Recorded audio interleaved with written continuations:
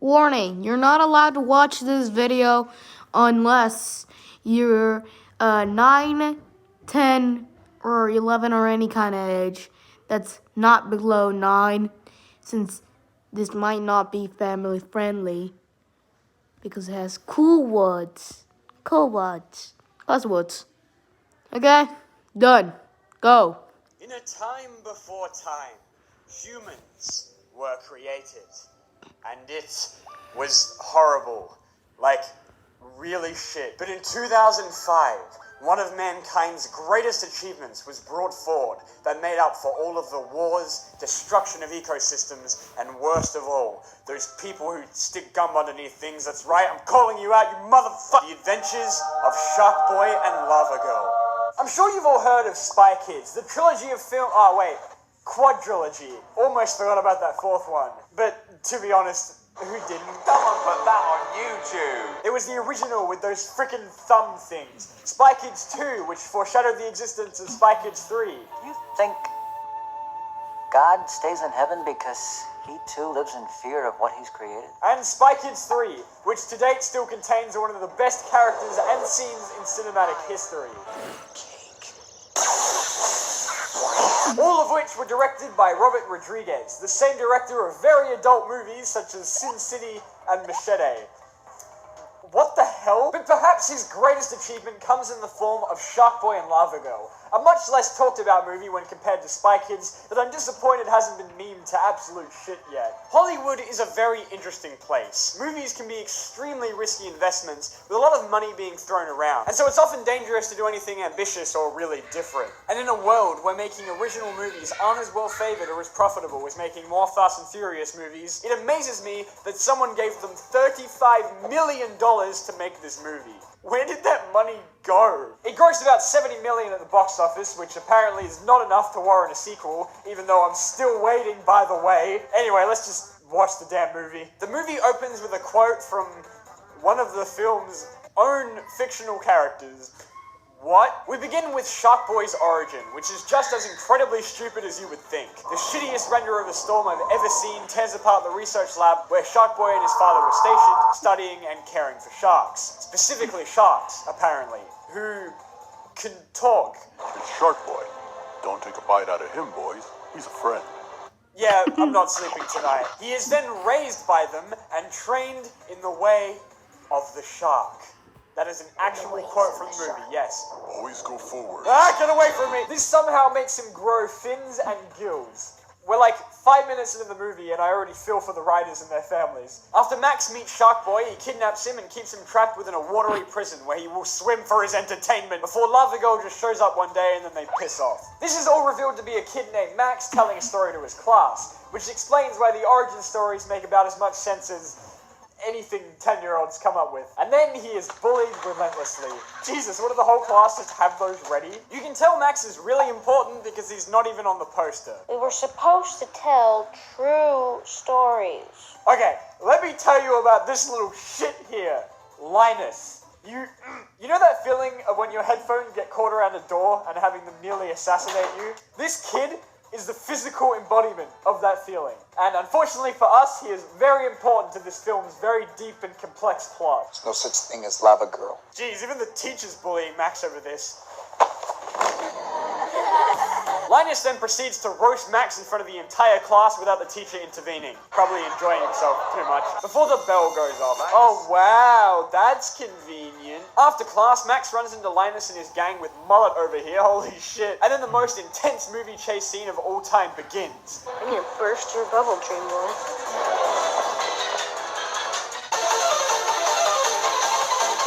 Even this kid's trying to get involved. Does Linus run like the whole playground? Is he the kingpin of the 4th grade? All he has to do is point and these kids do what he says. Linus must have their parents hostage in his basement or something. Unfortunately for Max, Linus and his gang eventually gets their hands on his dream journal after he forgets about his only weakness, his balls. Ugh. Everyone in the entire movie is telling Max that he should stop dreaming about his made-up DeviantArt OCs, and so he slips into a depressed state. The grass was dead anyway. I wish I was the grass. I wish I could just escape this loser world and go to Planet Jewel. Me too, man. Me too. Also, he literally lives across the road from the school. That's incredible.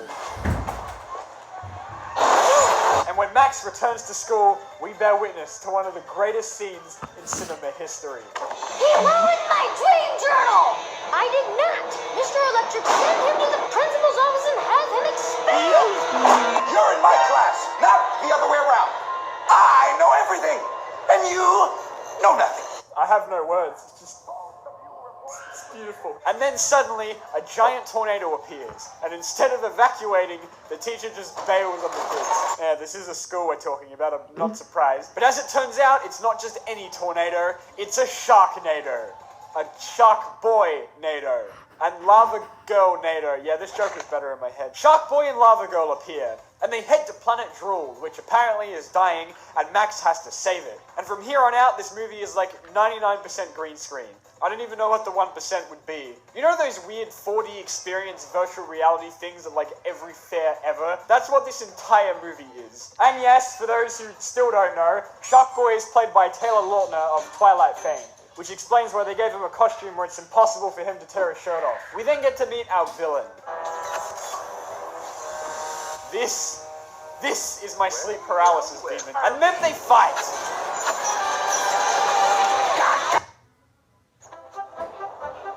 Goddamn freaking ants. Turn today's dream. It is.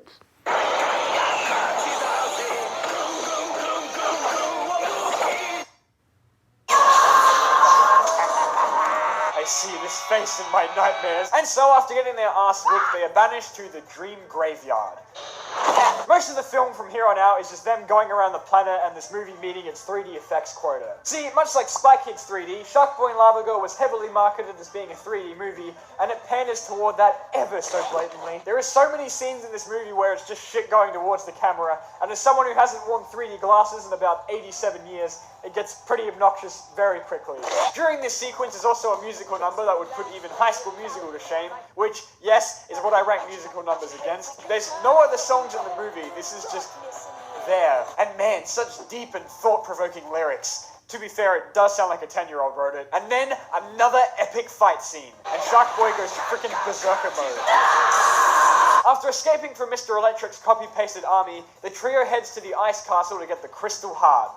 Yeah, that's a thing apparently. Despite like a strong majority of this movie's dialogue being exposition, I still have no idea what the hell is going on. Although, according to IMDb, the plot for this movie was concocted by the director's 7-year-old son, which explains a lot. But then Mr. Electric appears and freaking kills them, and we meet the real villain of the movie. Much God cooler. God damn it. This is Minus. He reminds me of someone. Our heroes are too weak. Minus is just too cool. They get captured and it looks like all hope is lost. Until, hey Shark Boy, come over. My parents aren't home. I can't, I'm trapped in this cage. But he ruined my dream journey.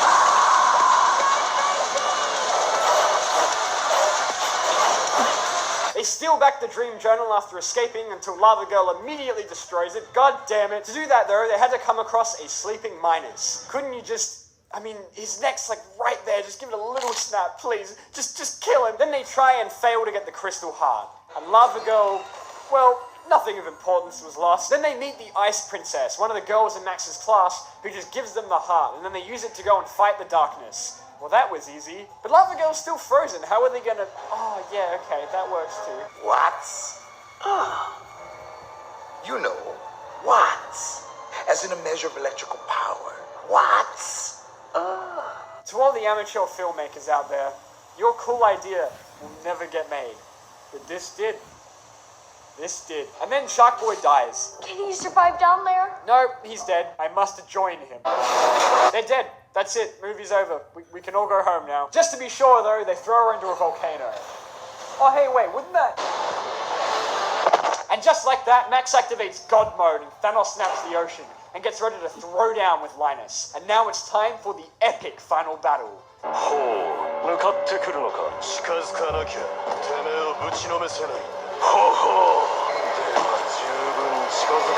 Then they engage in a game of Scribblenauts as they try and best each other in whatever G-rated thing they can choose to attack with. If only Max could dream up like an AK-47 or a terminal disease. That'd teach him.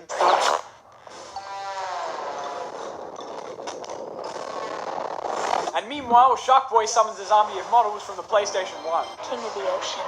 What the fuck? And then Mr. Electric gets torn apart by sharks. What do you say?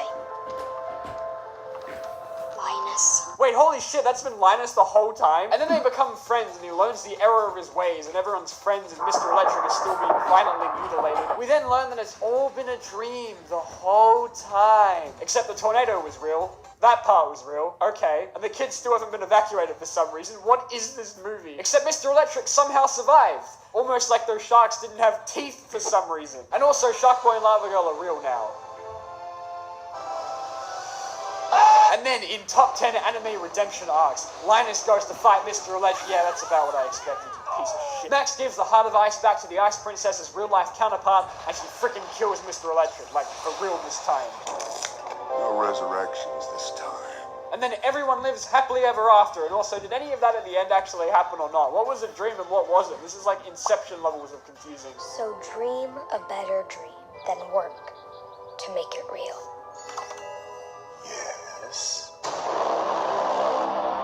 Upon rewatching it for the first time in like ever, I'd have to say that Fireboy and Water Girl is just not quite up to the standard of Spy Kids 3D, which had me laughing so hard I nearly coughed up my lungs. We never even got an email address. This movie has its highlights, what with the Dream Journal scene making the entire thing worth it alone, Shark Boy's incredible music number, or just everything about Mr. Electric, but overall I think it's just a lot more forgettable, except for this. This will haunt my dreams for the rest of time.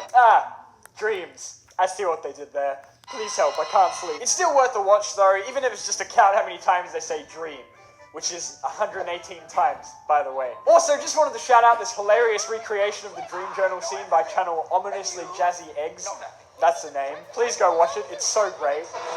Thank you so much for watching. Be sure to check out my Twitter, send anything to my PO box if you want your package opened in a video, and be sure to check out my second channel, Button Smashers. Goodbye, and sweet dreams.